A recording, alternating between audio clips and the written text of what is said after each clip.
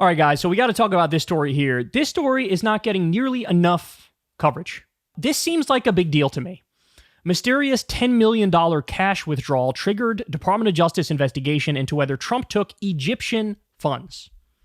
A $10 million cash withdrawal in Cairo, made just days before former President Donald Trump took office in January 2017, triggered a secret Justice Department investigation that sought to uncover whether he received financial support from Egypt's government. The investigation, revealed in an exclusive report by the Washington Post on Friday, focused on a $9.998 million withdrawal from a state-run Egyptian bank, which U.S. intelligence believed could have been intended to aid Trump's campaign. The withdrawal, made just days before Trump took office in January 2017, involved two men walking out of Cairo's National Bank of Egypt with 200 pounds of $100 bills packed into large bags. The revelation of the transaction in 2019 intensified an already ongoing investigation into classified U.S. intelligence that suggested Egyptian President Abdel Fattah El-Sisi was trying to funnel money to Trump. Now, by the way, a little bit on El-Sisi. Remember, we had Mubarak was the dictator of Egypt. Mubarak was overthrown in the Arab Spring. Then you had elections, and the Muslim Brotherhood candidate, Mohammed Morsi, ended up winning those elections democratically. Then Morsi wasn't in office for all that long, and there was another military coup, and is this guy, El-Sisi, that took over. So it's basically like we came full circle and went right back to a Mubarak-like character. El-Sisi is a military leader, and now he's, full dictator of Egypt. Okay, let's continue. Those are just some important facts for the backstory. The investigation, internally dubbed Team 10, had been quietly probing the possibility that Trump's campaign benefited from illegal foreign contributions, a violation of U.S. election laws. The probe aimed to trace the origins of the funds Trump injected into his campaign just before Election Day, matching the amounts of the suspicious withdrawal in Cairo. Despite mounting evidence and growing suspicions among investigators, the case faced significant internal resistance. Top Justice Department officials, including then Attorney General William Barr, expressed doubts about the investigation's validity, leading to the case being effectively shut down by mid-2019. According to the Post report, Barr's reluctance to pursue the investigation further was seen by some as part of a broader effort to prevent the DOJ from engaging in what Trump often decried as a politically motivated witch hunt. Barr instructed FBI Director Christopher Wray to provide adult supervision over the agency, reportedly said were hell-bent on proving their case, casting doubt on the legitimacy of their pursuit. This directive and subsequent inaction stymied efforts to secure additional bank records that investigators believe could have revealed more about Trump's financial dealings. By the time the investigation was formally closed in June 2020, with the Barr-appointed prosecutor citing a lack of sufficient evidence to prove this case beyond a reasonable doubt, the team had not uncovered direct evidence linking Trump's campaign to the Egyptian funds. One official within the Justice Department said that Bill Barr's decision to shutter the probe was, quote, jaw-dropping, with others claiming that the case was prematurely shuttered due to concerns over the potential political ramifications of any findings rather than a lack of evidence. Either way, the probe, cloaked in secrecy until now and marred by internal disagreements, leaves key questions unanswered. So let me explain something to you guys. There is a reason why you have always heard me say, look, just being anti-Trump is not enough. Yes, I understand there are anti-Trump Republicans. Yes, I understand some of them speak up. That is not enough. Why? Because when you look at their actual politics, when you look at their substance, a lot of these people agree 95% with Donald Trump, right? Bill Barr has gotten a lot of credit in liberal circles.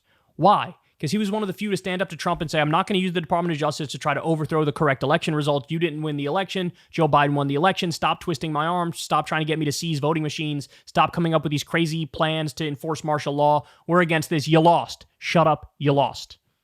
Okay. He got a lot of credit on that point, and rightly so.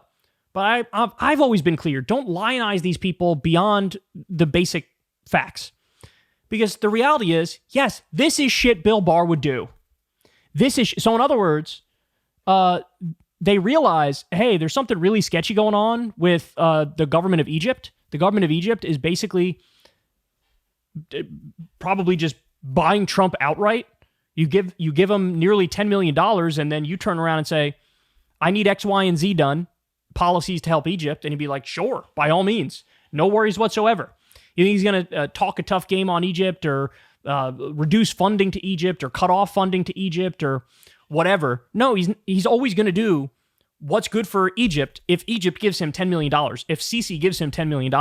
By the same token, we all know Jared Kushner took a tremendous amount of money from Israeli banks. We know that Trump took a tremendous amount of money from AIPAC. Democrats take a lot of money from AIPAC too, and they do Israel's bidding. Saudi Arabia, the Saudi lobby is very, very powerful. Trump has deep financial ties with Saudi Arabia. Well, guess what? He lets them get away with murdering Washington Post journalist Jamal Khashoggi. He lets them get away with doing a genocide in Yemen. He vetoes a bill to block us from arming the genocide of the people in Yemen. This is the corruption that's at the heart of our politics. And this is something Bill Barr flat out supports. He thinks this is just standard operating procedure. This is just the way politics really is. This is just business as usual. So if you want to have a foreign dictator who's one of our allies, if he wants to give Trump $10 million to help him out, I'm going to hear no evil, see no evil, and I'll even try to stymie the investigation into this. Remember, Bob Menendez. Bob Menendez got in all sorts of trouble because he was caught doing corruption red-handed, had fucking gold bars in a jacket with his name on it, had wads of cash, had a Mercedes-Benz or some luxury car that was bought for him and his wife as a direct result of these dealings he had with foreign countries. One of them, in fact, I think was Egypt. And everybody knows he's a villain.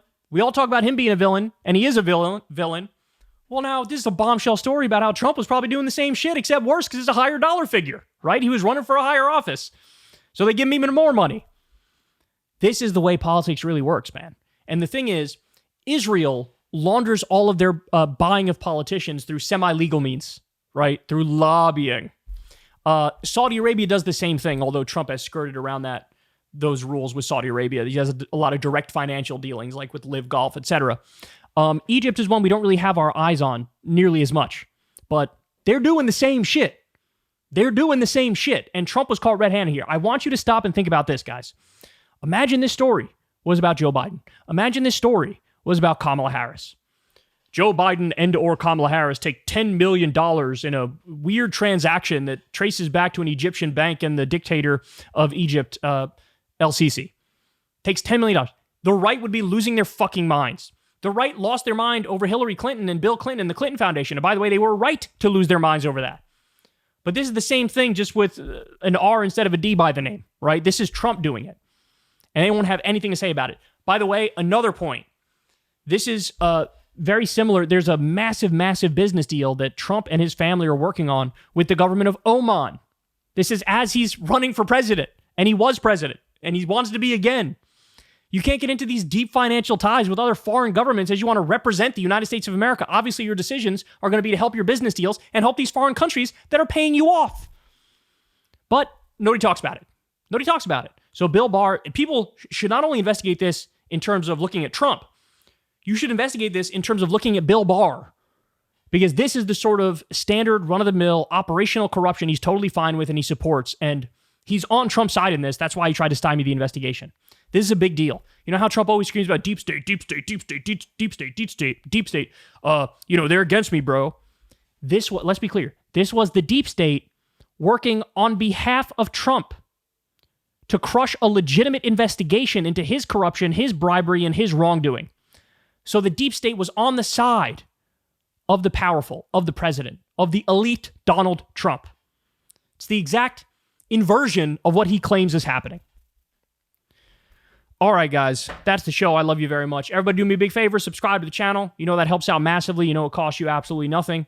Deeply appreciate it. Click that bell icon so you get a notification every single time a video drops. You can leave a comment. Thank you to everybody who supports this show on Patreon. You guys make it work. Please consider if you haven't yet. I don't talk to any advertisers, so you guys help fund this show from the ground up. So $5 a month goes a really, really long way. Again, that link's below. Or you could tip with the thanks button on YouTube if you're so inclined. All right, you beautiful people. I will see you right back here tomorrow. Hey, y'all, do me a favor and like and subscribe. It helps out big time in the algorithm. Click the bell as well for notifications when videos drop. And watch that video on screen right now. You know you want to.